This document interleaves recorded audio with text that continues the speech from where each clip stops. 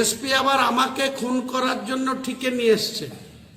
উনি আমার বিরুদ্ধে আমাকে খুন করার জন্য আমি রাস্তায় গাড়িতে যা আশা করি সেটা দুজন সুপারি কিলারকে এসপি বরাত দিয়েছে যে হুমায়ুন কবিরকে গাড়ি অ্যাক্সিডেন্ট করে খুন করে দিতে হবে, কারণ হুমায়ুন কবিরের রাজনৈতিক মোকাবেলা করতে পারছে না।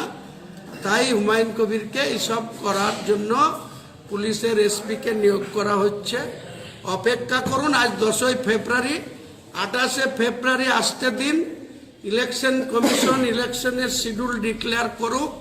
এসপি মুর্শিদাবাদ কোথায় থাকে, ওসি লালগোলা অতনু দাস কোথায় থাকে, মুর্শিদাবাদের প্রশাসন কোথায় থাকে, এটা আমার চ্যালেঞ্জ করতে না পেরে শফিক বলে একটা তার ছেলেকে ধরে নিয়ে এসে আটকে রেখেছে।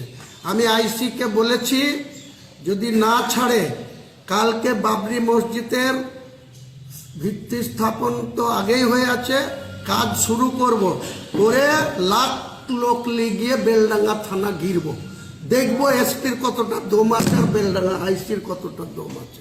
কালকেই ঘিরব বেলডাঙ্গার আইসিকে, যদি ওই শফিকের ছেলেকে না ছাড়ে।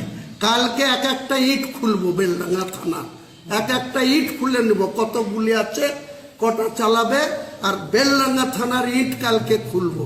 আইসির সাথে বোঝাপড়া করব, এসডিপিওর সাথে বোঝাপড়া করব কালকে।